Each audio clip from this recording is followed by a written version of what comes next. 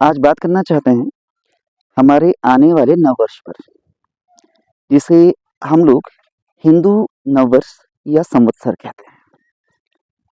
अगर हम संवत्सर को देखें और अगर इसका कंपैरिजन करते हैं अंग्रेजी नववर्ष से, तो पहली चीज़ इसका जो डिफरेंशिएट होता है कि अंग्रेजी नववर्ष एक डेट का मोहताज है। मतलब आपको पता है कि 31 दिसंबर को आपका last day of the year और 1 ऑफ द जनवरी आपका नए साल का आरंभ हो जाता है। लेकिन हिंदू नववर्ष में ऐसा नहीं होता। अगर हम हिंदू नववर्ष की बात करें तो ये चंद्रमा और सूर्य की चाल पर निर्भर करता है। जब हम बात करते हैं अंग्रेजी नववर्ष की, तो अंग्रेजी नववर्ष आप लोगों का मतलब उस नववर्ष में नया कहने के लिए कुछ भी नहीं होता। लेकिन अगर हम हिंदू नववर्ष की बात करते हैं तो उसके स्वागत की तैयारी हो जाती है बसंती के त्योहार से। बसंती का त्योहार जिसे हम लोग बसंत पंचमी कहते हैं, और इस त्योहार में पुस्तक की देवी माता सरस्वती की पूजा की जाती है। और पता नहीं क्या इस बसंती के त्योहार का इस प्रकृति के साथ एक सामंजस्य है कि इसके आते ही हमारे आपका जो प्रकृति होती है, प्रकृति बसंतोत्सव बनाने लग जाती है। बसंत का महीना लग जाता है और बसंतोत्सव होता है माघ के लगभग मध्य से फाल्गुन और कुछ हिस्सा चैत का भी लिया जाता है। और उस समय खिलते हैं हमारे ये बसंती फूल, और जो पेड़ होते हैं उनके फल फूल आने का आरंभ हो जाता है, उनके लिए भी आपके फूल खिलने लग जाते हैं। जब बसंत आपका आ गया है, बसंत के बाद आपकी जो त्योहार आते हैं वो आते हैं मुख्य रूप से शिवरात्रि और होली। शिवरात्रि में शिव की पूजा की जाती है, और होली आते आते ठंडक इतनी कम हो जाती है कि लोग ठंडे पानी से एक दूसरे को भिगोने लग जाते हैं। मतलब मौसम बदल रहा है। जहां पर को आप अगर 31 दिसंबर या 1 ऑफ जनवरी की बात करते हैं तो वहां पे मौसम नहीं बदल रहा है। ठंडा वैसा का वैसा, ये रजाइयां बनी की बनी हैं। लेकिन हमारे त्योहार के आते आते या हमारे नववर्ष के आते आते, नूतन वर्ष के आते आते मौसम बदलने लग जाता है, शरीर के कपड़े कम हो जाते हैं, और होली आगाज देती है कि आप अब ठंडे पानी से नहा सकते हैं।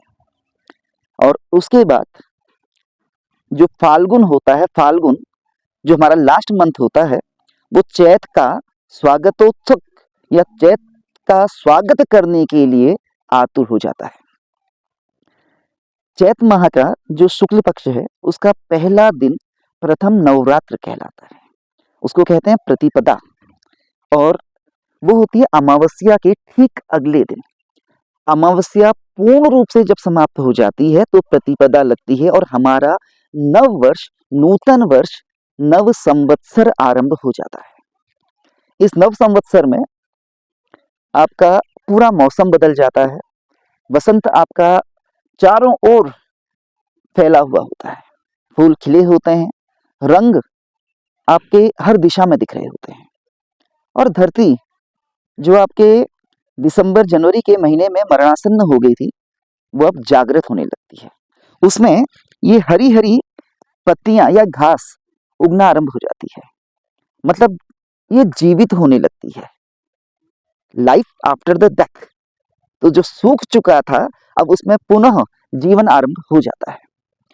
तो ये है हमारा नववर्ष, जिसको महाराजा विक्रमादित्य ने आरंभ करवाया। और महाराजा विक्रमादित्य ने इसे जो आरंभ करवाया, क्या आप जानते हैं उसमें जो उस समय के महाराजा विक्रमादित्य उज्जैन के महाराज थे, और उस समय के जो A1 जो फर्स्ट क्लास या टॉपर्स जिनको कह सकते हैं, खगोल शास्त्री, जो आपके चंद्रमा सूर्य सबकी चालों का पता करते हैं, सबके बारे में जानते हैं, उनसे इस नए वर्ष की नींव रखी गई। नाम विक्रमादित्य जी का था, लेकिन उनके साथ पूरी एक टीम थी खगोल शास्त्रियों की, जो जानते थे चंद्रमा की चाल, और जो जानते थे कि एक साल हमारा कब और कैसे पूरा हो जाता है। तो विक्रमादित्य ने इस नववर्ष को शुरू करने के लिए, कहा जाता है, अपनी पूरी प्रजा का ऋण माफ किया, और तब उनको अधिकार मिला कि वो नव वर्ष आरंभ कर सकें। ये नव वर्ष भारत में कह सकते हैं कि एक दुखद है कि हम लोग भारतीय इसको उस हिसाब से नहीं मनाते जिस हिसाब से हमें इसे मनाना चाहिए। लेकिन नेपाल में आज भी विक्रम संवत चलता है, और उससे भी मजे की बात आप सुनिए, जो ये विक्रम संवत है, जो आपका ये अंग्रेजी कैलेंडर है ना, उससे 57 साल आगे है। मतलब जो ये अंग्रेज जो कर रहे थे, हम 57 साल पहले कर चुके थे। हम लोग उन्हें पृथ्वी के घूर्णन की गति कितने दिनों में साल पूरा होता है ये बता चुके थे। तो ये था हमारा नववर्ष।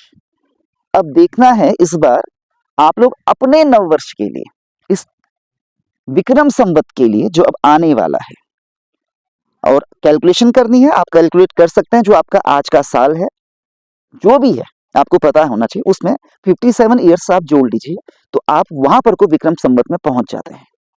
तो अब देखते हैं कि आप क्या नए रिजोल्यूशंस लेते हैं इस नए साल पर, और आप कैसे इसका स्वागत करते हैं। तो ये आपके लिए एक टास्क है, और आपका कर्तव्य और धर्म भी है कि आप इसे कैसे मनाते हैं। हम लोग इसे विक्रम संवत कहते हैं या नव संवत्सर कहते हैं, कहीं कहीं इसको दक्षिण में गुड़ी पड़वा भी कहा जाता है, और अलग अलग जगहों पर इसको अलग अलग नाम दिए जाते हैं। लेकिन देखा जाए, ये एक नई ऊर्जा देता है। हमारे मंदिरों में घंटे घड़ियाल आपके बजने लग जाते हैं, शंख ध्वनि आरंभ हो जाती है। नहा धोकर हम अपने बुजुर्गों का आशीर्वाद लेते हैं इस दौरान, और सब कुछ भक्तिमय हो जाता है। तो आप इसका स्वागत कैसे करते हैं? आपने 31st का स्वागत तो करा बम पटाखे फोड़कर, अनार फोड़कर। क्या आप अपने नववर्ष में इस बार सुबह प्रातः नहाने के बाद शंख बजाएंगे या घंटी बजाकर इसका स्वागत करेंगे? तो ये आपके लिए है। तो क्या करेंगे आप कमेंट करके बताएं, और एक नया रिजोल्यूशन अपने नववर्ष में लें। धन्यवाद।